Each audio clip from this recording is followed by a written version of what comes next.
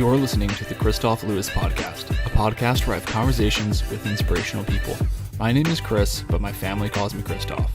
My goal is to have as many conversations as possible with people who have forged their own path by pursuing their dreams, making them a reality, all the while emitting positivity and sharing this knowledge with others.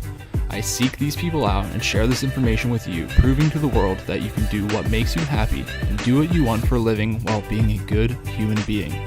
We'll talk about careers, but we'll also cover any story that inspires. Let's do this while helping each other. Thanks for listening. I'm happy you're here.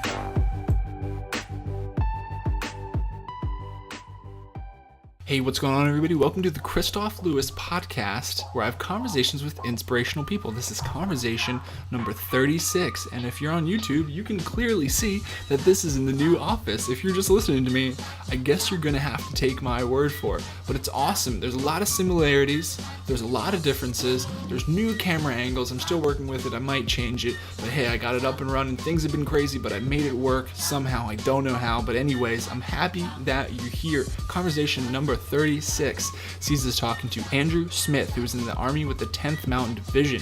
He's out now. He's been out for a while, and he's been helping people non-stop. We talked about all the help that he's doing, helping orphans around the world. We talked a lot about family and a multitude of other things. I really enjoyed talking with him.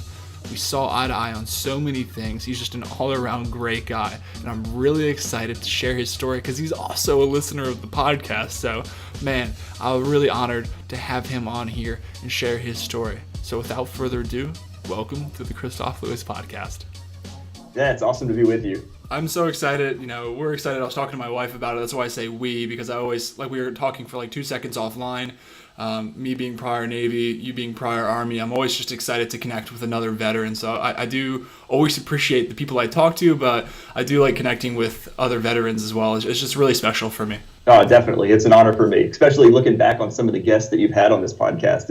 It's pretty remarkable, some of the people you've been able to just sit down and talk with. Yeah, it's really crazy for me, coming from somebody who just started a podcast one day 7 months ago, and to see how it's evolved and see how, fortunate, even people like yourself, please don't sell yourself short. It's so exciting to be able to talk to everybody, but some people, I was like, wow, this is crazy. Am I actually doing this? Am I having these conversations? Because this was just some idea I had back in I think it was March, and it's evolved into this, and it's kept on going. And, I set some goals, and I've been able to adhere to that somehow. Again, like I was telling you, I just moved. I literally built this office probably up till about 30 minutes ago. I was building this office up. I don't know if it's going to stay, but anyways, man, I'm here to, I want to learn more about you, and I want to share your story. And I just want to be the megaphone for everything you have to say as well. And then, we'll see what comes up. You were in the Army, you were in the 10th Mountain Division. And, as I was reading some of your biography that I was talking to Erica Redmond about, speaking of the Redmonds, and she was telling me that, you got hit pretty bad, back in Iraq with shrapnel. So how did that all even happen? I just would like to hear that straight from your mouth and go from there. I want to hear it in your own words. Okay. Yeah, and I'll actually even go back just a little bit farther. Please do. The Army days. I was actually in Bible college back in 2001. And from being a young teenager growing up, my parents were in ministry, and I knew that was going to be the path I was going to take with my life, was to be able to serve people through awesome. Ministry. Yeah. And so I'm in Bible college. September 11th happened. And right after that, I knew the next obvious step for my life was to join the United States Army. Okay. And I was looking at joining the reserves, and I actually went to a couple drill weekends, and there was this former Ranger there that had an awesome career, starting out in the infantry, and then he went to Ranger school and everything. And the more I talked to him, he finally just told me, he said, you need to go active duty infantry. And so that's what I did. We deployed pretty quickly after I joined. I got up to Fort Drum with the 10th Mountain Division. We trained for, you'll get a kick out of this because this is military life. We trained for months for the mountains of Afghanistan. They said, you're going to be dismounted, you're going to be light infantry. I already see where this is going. Yeah, so we trained so hard for the mountains. And then right before we left, they were like, here's some Humvees. You're gonna go to Iraq and be in Humvees. Oh my gosh. So we deployed September of 2003. We deployed to Fallujah, Iraq, and that's where I was at for the next 12 months. Yeah, that's a long rip out there too. I mean, I know Army. I had buddies in the Army. They did about 12 months rips, and I did shorter myself personally, who I was serving with. But yeah, that's hilarious. Like I know exactly what you're talking about. You train for all this, and then they're like, actually, we're gonna pull an audible here last minute, so we're gonna go do this. But hey, man, you got that rigorous mountain training for a long time, so I guess there's definitely some silver linings to that cloud. We did, and then on one of our first missions, we drove from Kuwait up to Fallujah. We linked up with the 82nd Airborne, and they were going to kind of show us the ropes of the local area and everything before they left town. And so we were on one of our first missions with them, and I remember it was a big day because we were going to be crossing the Euphrates River. And I told you I grew up a pastor's son. Yeah. So I joke when I speak with people that when my dad's preaching was boring, I would go to the back of the Bible where the maps were at, and I would just look at the terrain features, different things. And the Euphrates River was a very prominent terrain feature on the biblical maps. And so that day, we get out of the gate, we're going down the road, we found an IED. We weren't too far off our base when we found that first IED, and EOD came in, blew that one up. We continued the mission. We crossed over the Euphrates, the big moment I've been looking forward to. And then the enemy set off an IED that was the kind of the initiation of their ambush that day. Yeah, that's well. I mean, I guess Well, I'll go back too since you started going back too. It's really interesting how you joined, and I switched. I pulled some of my own audibles initially too. I didn't know what I wanted to be. Obviously, when I joined the Navy and they talk you into these other things, or they tell you all these awesome stories, and it obviously happens in every single unit that you're in. Man, I had a great time. I was able to work with Marines, Army, Air Force, and I love working with you guys too. So it's really cool again to be talking to you guys. But no, it's awesome to see how you learned and how you got in like that. And obviously, I think thinking back now, they pumped you out real quick. Coming out of September 11th. Yeah, and so to continue what happened that day, they set off that IED. I was driving, and at the time we had like the cargo 998 Humvees, no doors, nothing on there. We're just riding around Fallujah. And so when the IED went off, it was just off to my left, and shrapnel came in, went through my leg. I was actually knocked unconscious. Came to my squad leader, who was in the passenger seat. He wasn't in the vehicle anymore. The explosion had blown him out of the vehicle. Wow. And all the guys, when I come to, they're returning fire, engaging the enemy. And so I don't remember how long it took before my squad leader gets back in the truck, and we're engaging the enemy, and then we realize we have to get off the X, like Jason Redmond likes to say. And so we did. We got off the X. We get about a mile down the road, and they throw me in the back, cut open my pants leg, and there's shrapnel wounds. So how's your leg today? Like, what kind of wounds did you actually end up suffering from that? I mean, did it go through? Did they have to like dig it out? Yeah, no. If you look at like a piece of Dove soap, how it's kind of curved, that's kind of the chunk that was missing out of where my knee was at. Okay, all right. When they cut it open. And the good thing with the shrapnel is it cauterizes pretty much everything. Okay. So it wasn't a lot of bleeding. And that's what it was like. And so that's maybe what saved you then there, because I mean that's a huge chunk. I mean a bar of soap is a huge chunk. So to be able to cauterize that. So were they able to? I don't know. I mean, you still have your leg, right? I haven't seen pictures. I do. It was at the beginning of the war. It's so different than it was even 18 months later. They talked about sending me to Germany, but I was a young soldier. I was in a combat zone for the first time with our guys. How old were you? Were you 18, 19? I was 21. 21, okay. And so, and so I was like, I begged them, let me stay here. And so I stayed right there in the hospital in Fallujah for about 30 days. And then went back, no rehab, anything, went back to the line. And I remember some of those first missions that I went back out on, I could barely walk. You know what I mean? I probably should have crutches or something, and you're back right on the line. I'm surprised they put you back. I mean, like I said, I reiterate, that's a huge hole to be able to walk around on that. Like, I imagine anybody else. I mean, just think about, like, put your story in, like you're back in the States setting, like a civilian setting. You're a civilian, and I'm not like cutting anybody that's not in the military by any means, and I'm just saying, like, typically when you would sustain such a wound like that and you were in a military scenario like that, then you'd be on like bed rest, like you said, crutches and all this other stuff. So I think it's incredible. True. Like they just pump you back out like that, you know. But it's amazing what that atmosphere gives for your perspective. Because at the time, Yeah. I'm looking at that, and that was a very insignificant wound compared to a lot of the guys laying next to me at the hospital. Yeah. So it was very easy for me to I'm sure. suck it up and keep going, Yeah. not because I was tough, but because, man, look at what the guys around me are going through. Yeah, Absolutely. it happens to me now. It happens to me now. My wife's taking care of me for a long time, and I don't get put off as well. It's like, damn it, I stubbed my toe, baby. Like, are you kidding me? You almost lost your leg in Fallujah, you know? Like, I don't try to sell me that. No excuses not to get the housework done now. Yeah. That's hilarious. No, but dang, you were out there, man. That's crazy. That is a quick turnaround. That's nuts.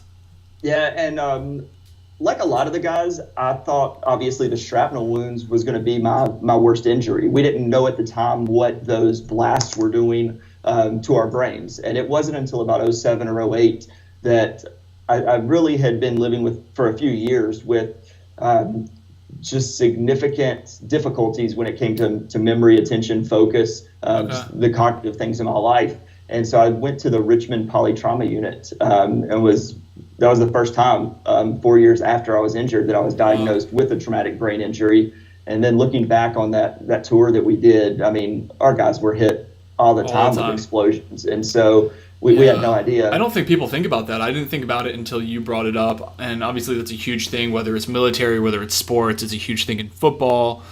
If you don't see the wounds, it's really easy to just be like, oh yeah, dust yourself off, you look fine. Well, obviously you had a serious injury there, and the TBI is very dangerous. I've had a lot of injuries like that myself, whether it's military or if I was in the military, snowboarding or skateboarding or whatever I was doing. So, I mean, I've hit my head a lot, and that's one thing that scares me. So I think that's a good point that you brought it up, not to be overlooked, whether maybe somebody's listening and they're like, well, I've had a lot of injuries, but nothing too crazy, but, I've been blown out of a car or whatever it was, even a car accident, a lot of that stuff happens.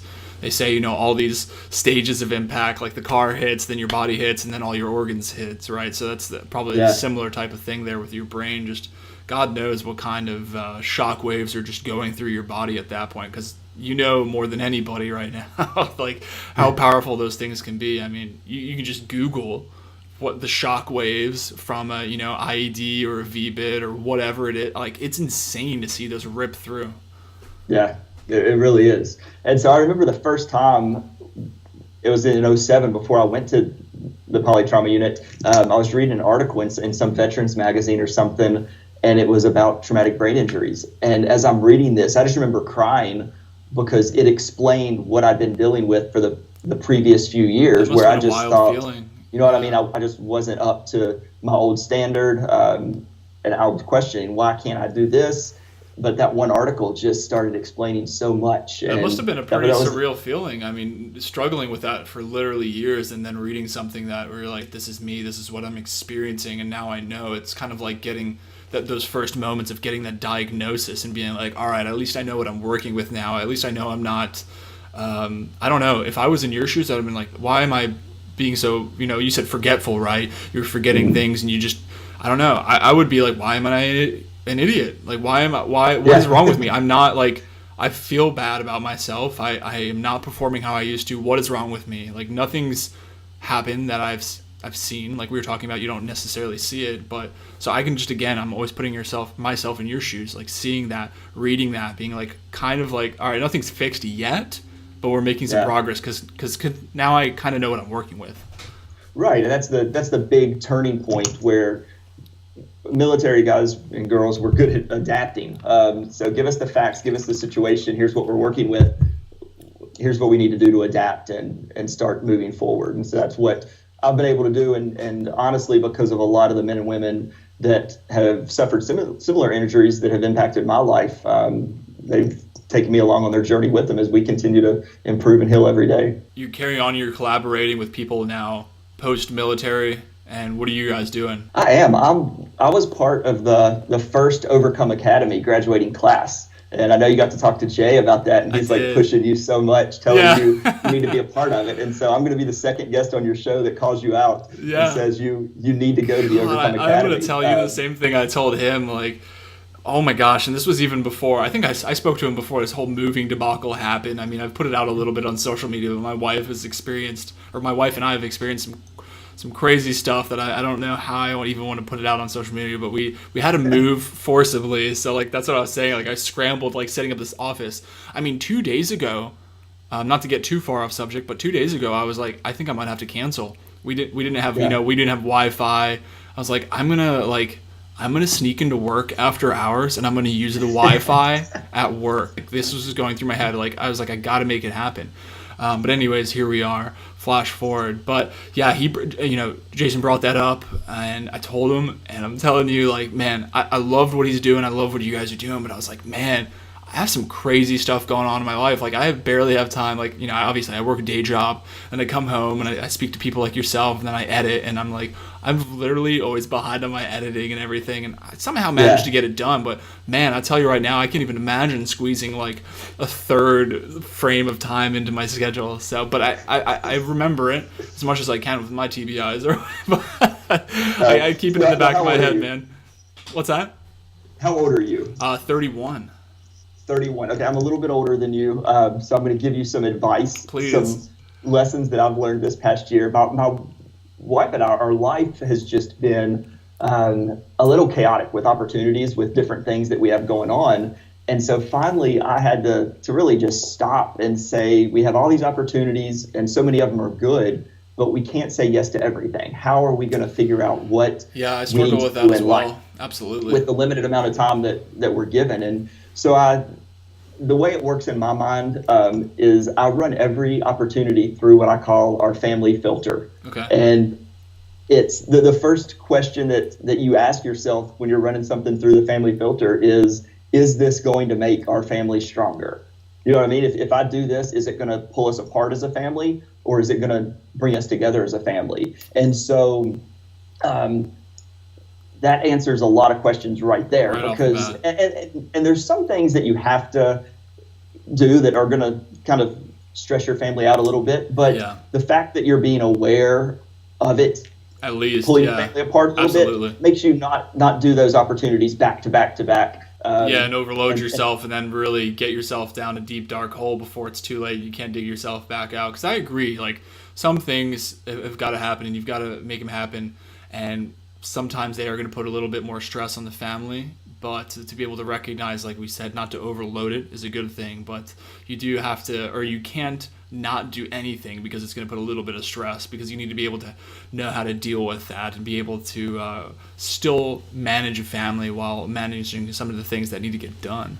But I love that. And and to be honest, looking at your Instagram, because I always like looking at people's pages, and I think it's a good snapshot of them. And people would argue, the highlight reel and all that stuff, but even the highlight reel, I feel like I'm pretty good at deciphering it. And I was able to see really quickly that you're huge on family, and you just reiterated that by that's literally the very first point that you brought up is, how does it affect the family? How does it, right? So I saw that, and that's one thing I'm glad that came up just now, because I think that's really awesome, and I wanted to talk about that more. And for people that aren't watching this YouTube, if you're listening on iTunes or Podbean or whatever, my friend here, I'm not calling you out.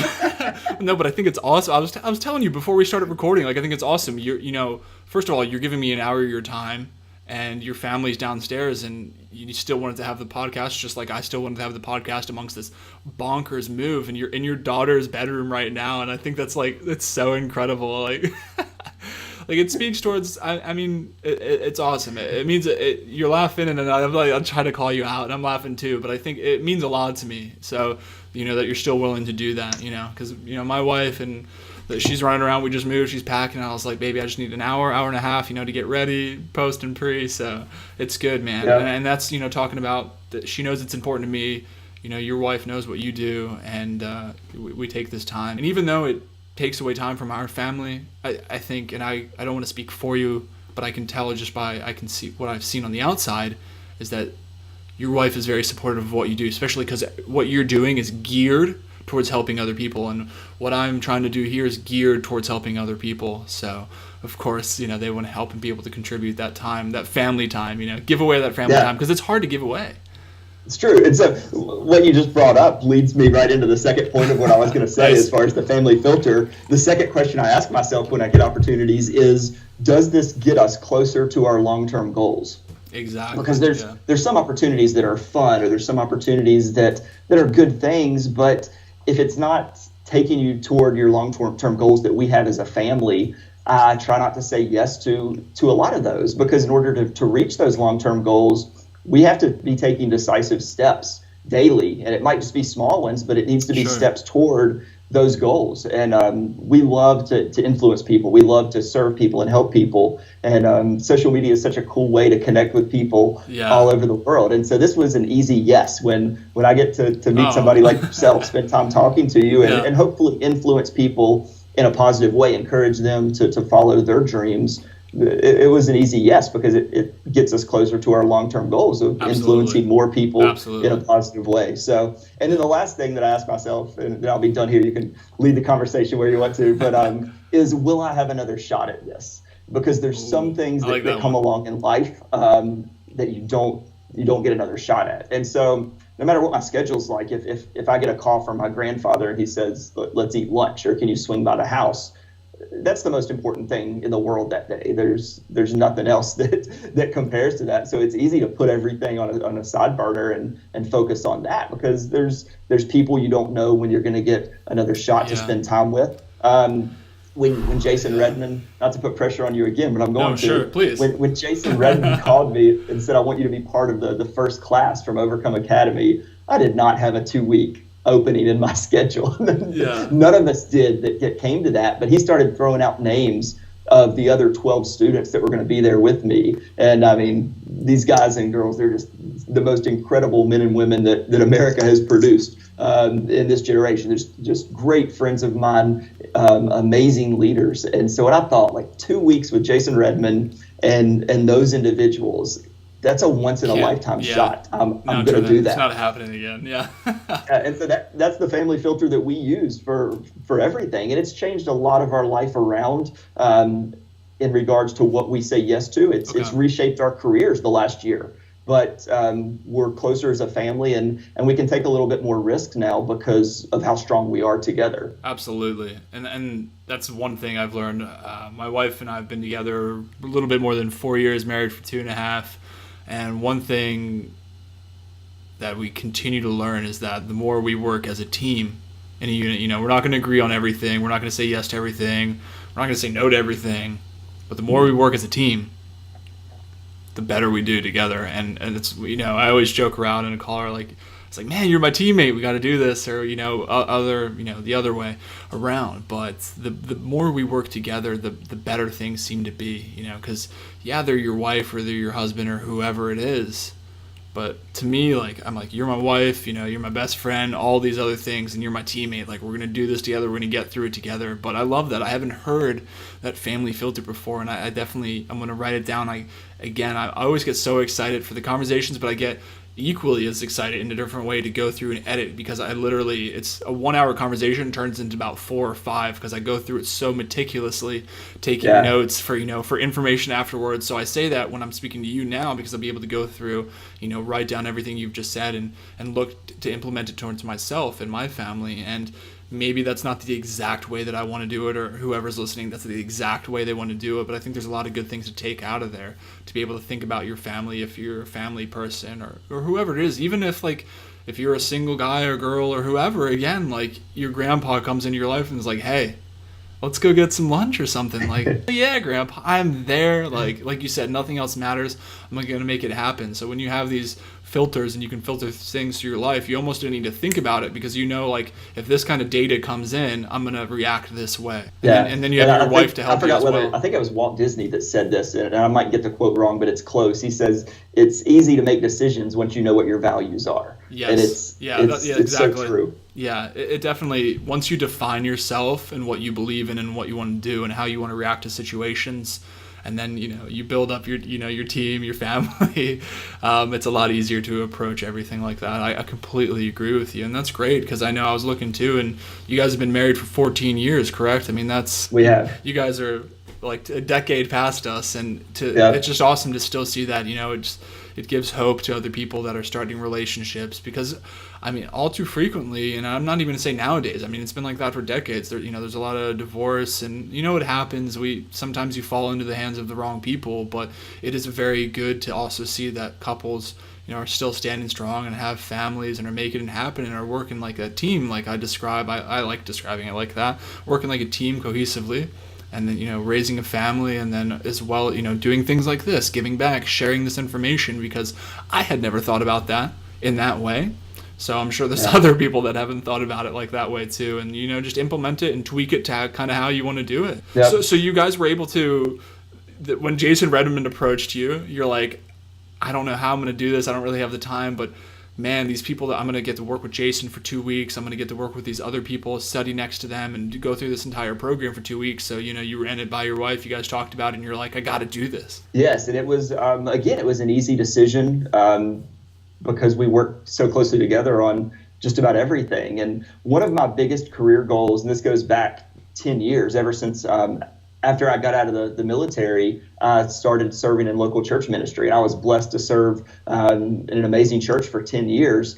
And a few years ago, we left that position, started doing mission work worldwide. But I've always wanted to be either in the local church ministry or the nonprofit sector and not take a paycheck. And that's a big goal, because you have to provide for your family. Absolutely, somehow. It'd be like you just saying, I want to do a podcast and not have to work a regular job. Well, I know, that'd be great though. I don't know how I'd pay the bills, but it just doesn't happen instantly. And so that's been a goal. And so we've always tried to work hard to make extra income on the side. And the position that I took with the organization Rooftop Missions that I oversee now, we've been able to cut the executive director, my pay, by 80% from what the executive director was paid previously. And so we're not all the way there yet, but we've made a huge jump.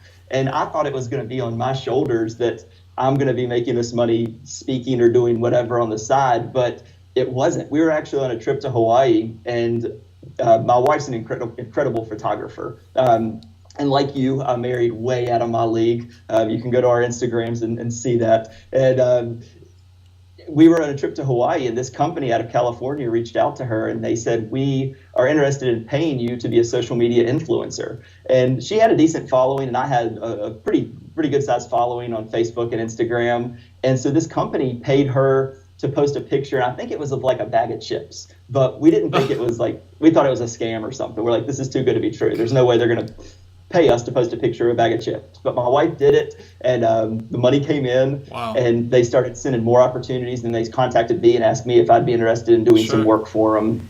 And the funny thing is, if you go to my Instagram, like you said, we get paid to take pictures of our own kids. It's pictures that we're most likely taking anyway. It's doing things like yesterday we had to go work at Chuck E. Cheese. Chuck E. Cheese hired us for a job to go take pictures of our kids playing at Chuck E. Cheese. They sent us the money to buy everything, and then they're going to pay us on top of that to post pictures on Instagram. And yeah, there's definitely ways to make money that people don't think of. And one of the first things that comes to my mind is, I'm pretty sure most people, when they get to a job, are like, how can I increase my paycheck? But you're like, how can we decrease my paycheck? Actually, not just decrease it, but I'd like to get it to zero if that's possible. So yeah, it's awesome to be able to do that. I think it's definitely great what you're doing, but I think, maybe sometimes, do you think like for-profit companies get a bad rap too? Because I know I was talking back in conversation number 23 with Mike Sorali, who was, former Navy SEAL, and he's doing 2 companies, and one of them is a nonprofit. Then he realized he had this conversation with me way after he started the second company, but the second company was more of a for-profit. So there's a lot of ways to do it. I just don't ever really want anybody to feel like overwhelming guilt that you can't help somebody while making money yourself. Because at the same time, there's definitely, there can be like corruption there too, but yeah. Are the motivation behind me wanting to do it the way that we're doing it. I've been able to see, because they've worked hard as an individual or a family, man, look at what they can give now. Yes. And yeah. You hear people bash the large companies and different things, but man, people have no idea what goes on behind the scenes, the way that CEOs and these companies give. The company that we do the social media influencing for Social Native, their CEO found out that we work with orphans. And so he messaged me once he found that out. And we got on the phone, we were talking, and he said, well, our company wants to give $5,000 for the orphanage. And on the way down there, he asked me if I could meet him in Texas. And anytime somebody gives $5,000, if they want to meet you, you just kind of go wherever they want to meet at. And so I'm flying down to Texas to meet the CEO of Social Native. And the guy next to me on the plane looked so familiar. And I'm talking to him, and I was like, what's your name? And he said his name's Phil. And finally, I was just like, Phil, what do you do for a living? I feel like I know you. And he's like, well, my name's Phil Hellmuth. I'm a professional poker player.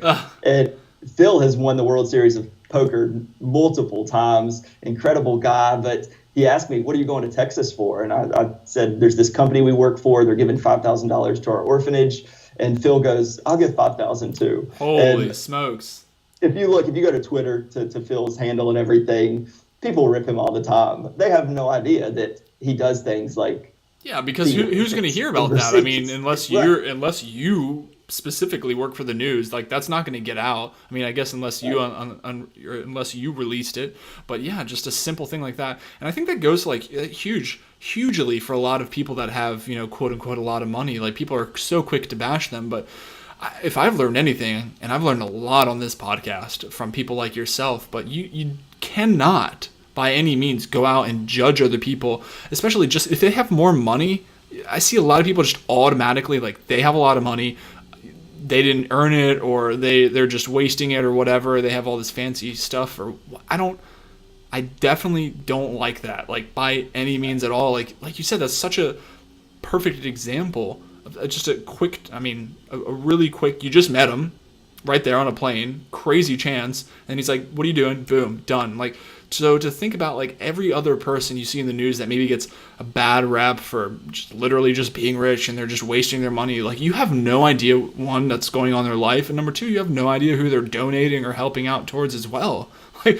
First of all, it's their money, and if they want to be greedy a-hole, then they can be that. But at the same time, like you said, that's a perfect example of people doing that all the time. Yeah, and one of the biggest things when we shared about what Phil did was people bashing him for only giving $5,000. They're like, he's got millions of dollars. Why can't he give more? And I just sit there thinking, people are always going to complain.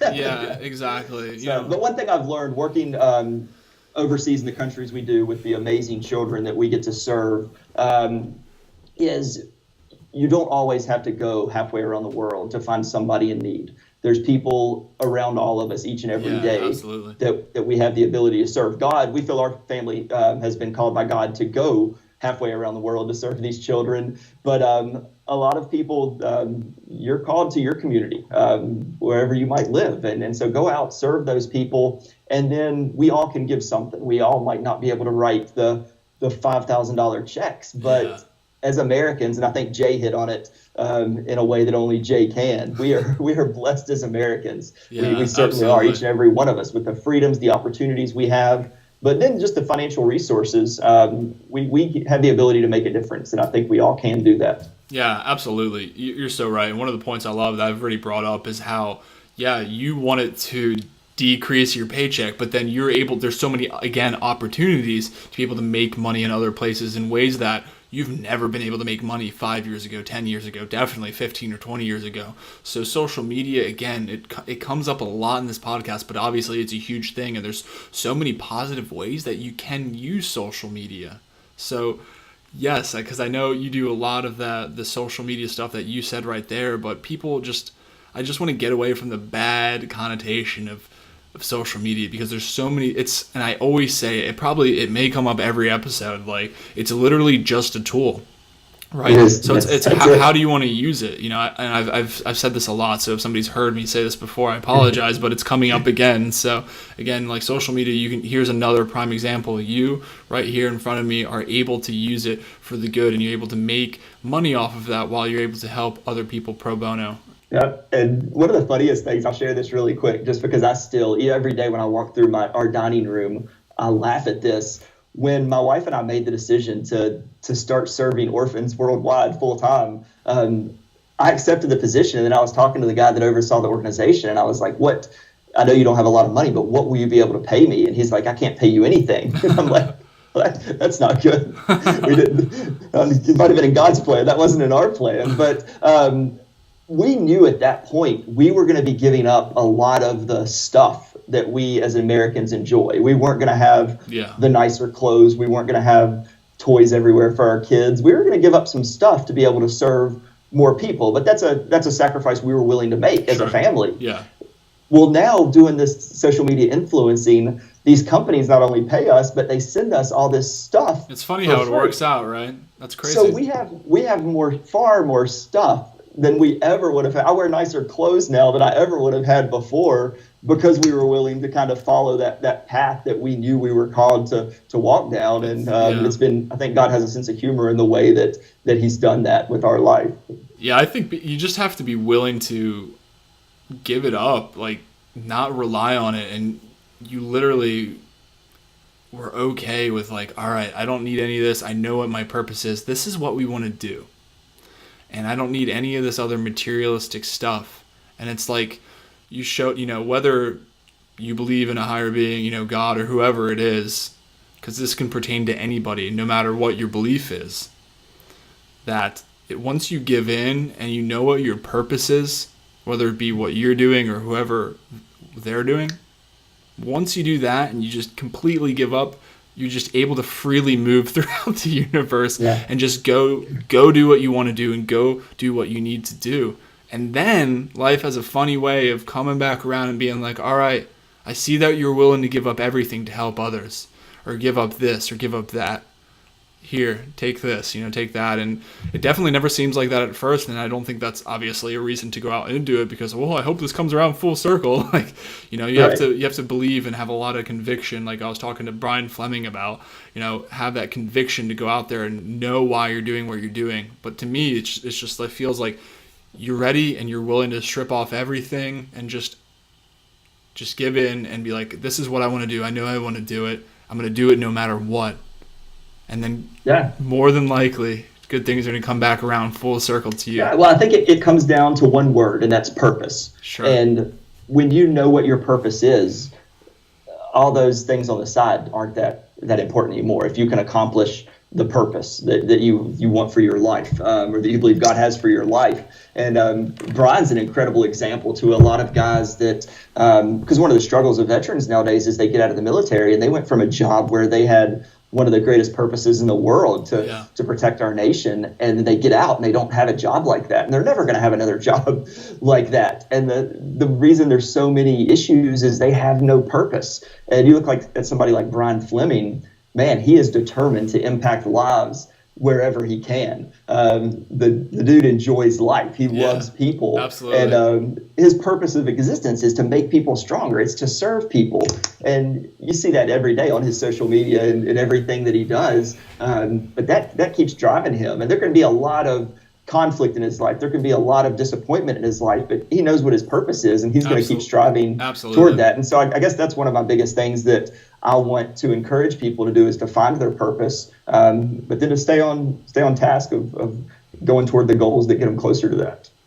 Yeah, and it can be really difficult. I know it can be difficult to start that. It can be difficult to define what your purpose is. I mean, what would you maybe say to somebody that's like, well, I don't know what my purpose is. Like, I don't even know how to get started. That's a really tough place to be in. It is, yeah. And I think Jay brought it up about how important your circle is, how important it is to have a few people around you that can speak truth into your life and be honest with you. And if you're a veteran, it might be a couple of veterans that can be brutally honest you definitely with you. That. But for a lot of people, you need some kind of spiritual leadership in your life to help guide your values and then just get you back on track that way. And so it's just a great reminder, this life, we can't do it alone.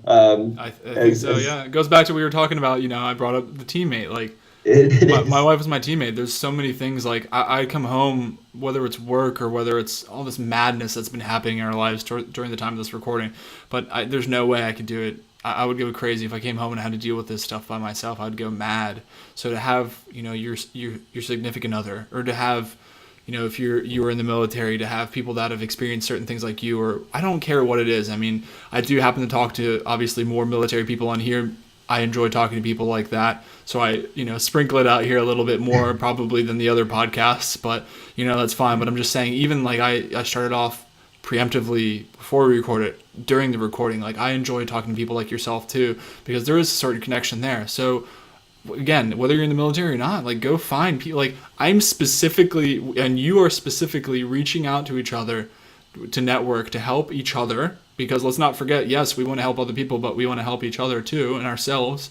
That's what we're doing. So you can do that. So whatever you're doing, like go out. It's so easy. And again, social media, like we're using Skype and a plethora of other things to talk to each other, Instagram, Facebook, email, all these things. Like there's absolutely no excuse to be able to go out and find people that have like-minded goals like you, whether it's, again, like you said, just goals, plain goals, or whether it's some sort of spirituality. Like I don't care what you subscribe to, you can find who it is. So I highly, highly urge you to go out there and find people that have similar beliefs as you and similar goals and aspirations and hopes and dreams, because it helps so much when you can help confide in people and maybe tell them your plan, or they could be like, hey man, that's crazy, or hey man, I love that plan, or you should definitely do that, or maybe have you thought about doing it this way? And I don't know if it was Jason, it may have been him, but you definitely need people to call you out. You can't have people in your life afraid to call you out for what it really is. Like you don't want people in your life that are yes men saying, oh yeah, that sounds great, that's a great plan. Because if something's messed up, I want to know. Like you need to call me out on it so I can change my trajectory earlier than later. I want to know. And you need a lot of it's tough. You need to be confident in yourself, and your friends need to be confident in themselves and confident that they can talk to you like that. But those are the type of friends that you need in your life, or the type of spouse that you need in your life, or whoever. But you need people that are going to be brutally honest to you, because it's ultimately going to help you for that. You're talking about that long run. It's going to help you for that long run. Yeah, definitely. And the way the Bible actually refers to it, it says, in the multitude of counselors, there's safety. And one thing I love about having a multitude of counselors around you, if it's loyal people that are going to have your six no matter what you go through, you can take some risks. You can kind of do some things that you might not be willing to do if you were truly going it alone. And just the past year, strength in numbers. I've been able to watch the way that we've been able to help just hundreds of kids around the world, because we have some incredible donors that I know are there for us and that are going to make sure our kids have what they need no matter what. And man, that just motivates me to do as much as I can every single day. Yeah, absolutely. So what does that consist of? Like, how actually often are you going around and traveling? And then I know you talked about, some people may find their purpose in local community, and you can find your purpose absolutely wherever. You can help wherever you want as well, but you guys chose to help internationally. Do you guys, I can't remember, do you guys stay stateside as well, or do you just pretty much go wherever you go, or like how do you guys? Yeah, we're based stateside, and then we just go to multiple countries. Just go to multiple countries. Okay, awesome. We do. We have one main orphanage. It houses about 129 kids right now, and I'm not like professional when it comes to nonprofit management. I wing a lot of things. That's what you got to do. You got to wing them. You learn it as you go. Absolutely. That's a huge point. That's an amazing point. Like, look at you.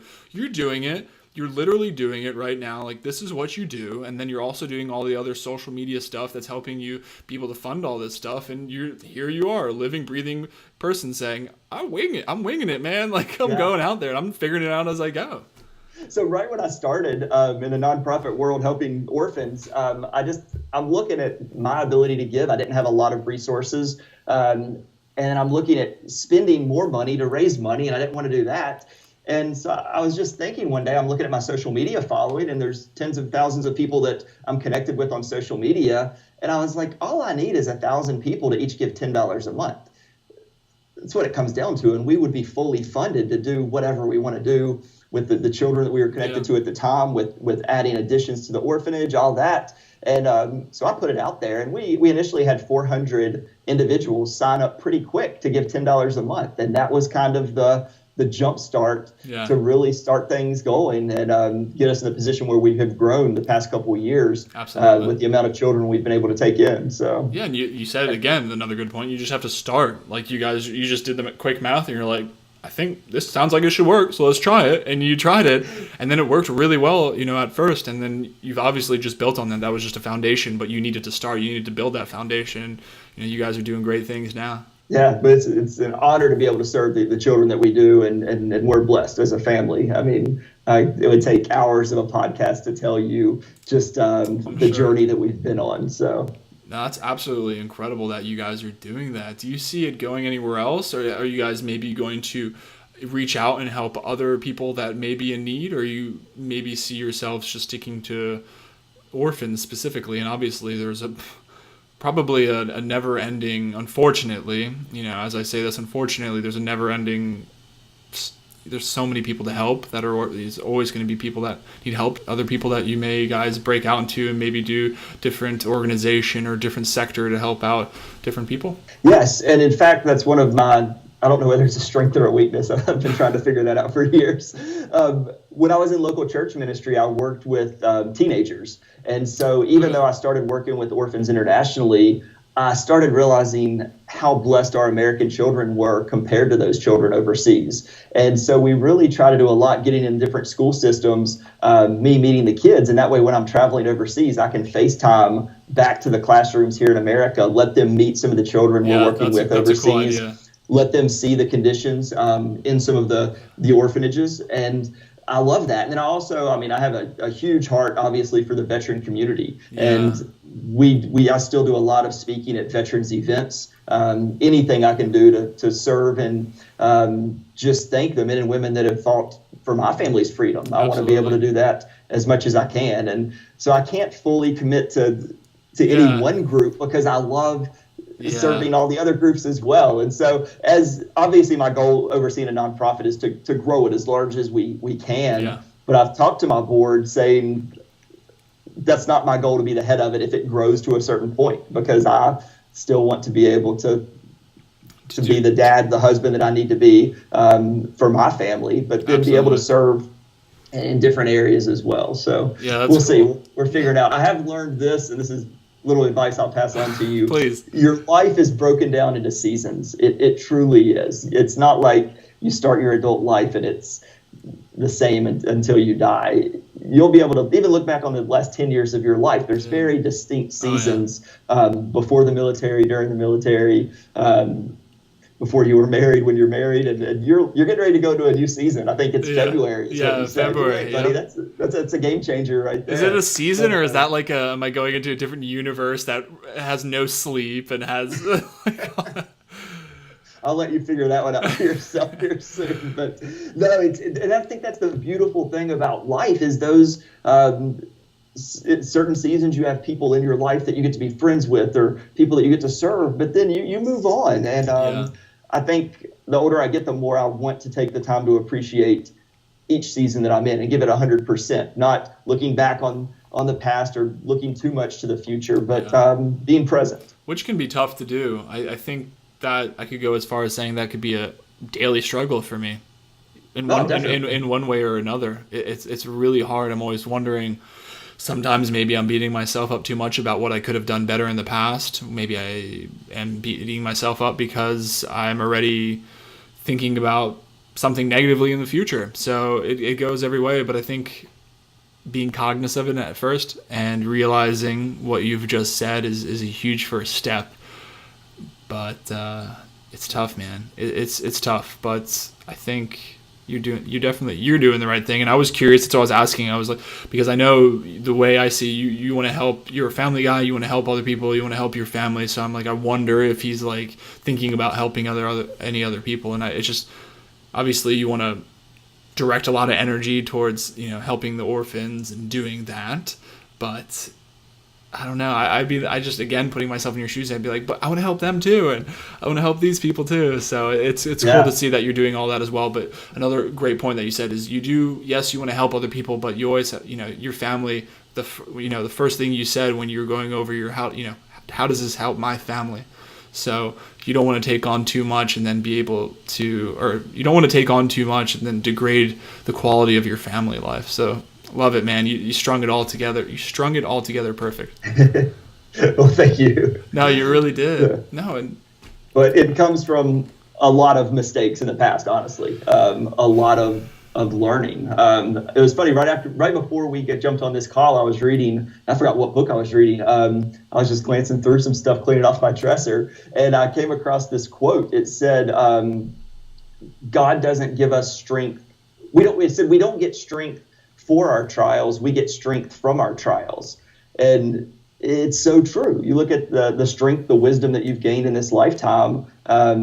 You didn't magically get it before you go through a hard time. You get it from the hard times, and it prepares you to be ready for the next ambush, like Jay says, that comes along, because they do come along for everybody. Yeah, so. It never feels like that at the time. I know we were doing this whole crazy thing that's lasted 2 weeks, moving, forcibly from our last place to here. But now we have another place or a better place that we love even more. And now we have a better, speaking of rooms for our daughters, like we have a better room for her here, and all these things that came out of this terrible situation. And then ultimately, because we went through this during 2 weeks together, we got closer together, and we went through some tough times. A lot of tears were shed.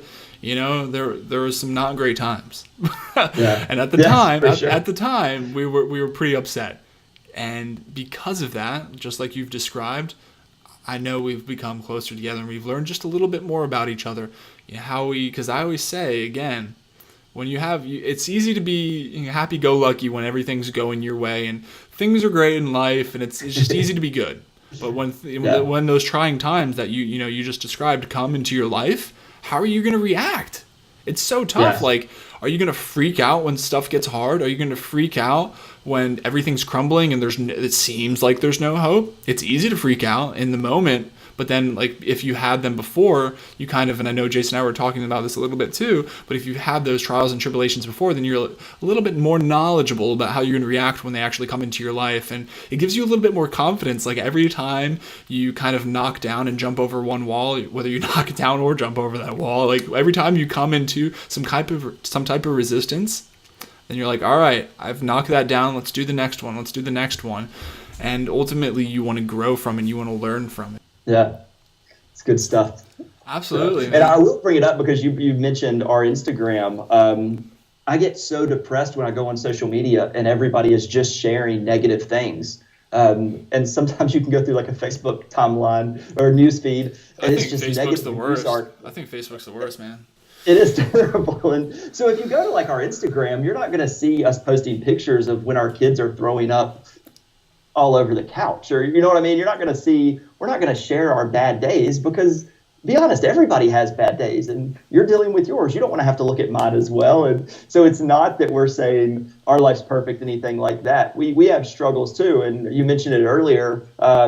It's a highlight reel. And so for those that listen and they see people that are as incredible as Jason Redman or Brian Fleming or these guests you have on your show that just do amazing things, those people have real life struggles as well. And I know Jay and Brian personally, and they're not going to share their struggles. They're going to share the things that motivate other people, but realize that everybody struggles. That's for sure. Well, and see, even you bringing that up is something that I like to hear, because I like to put a lot of positivity out there. That's a huge pillar that this show stands on.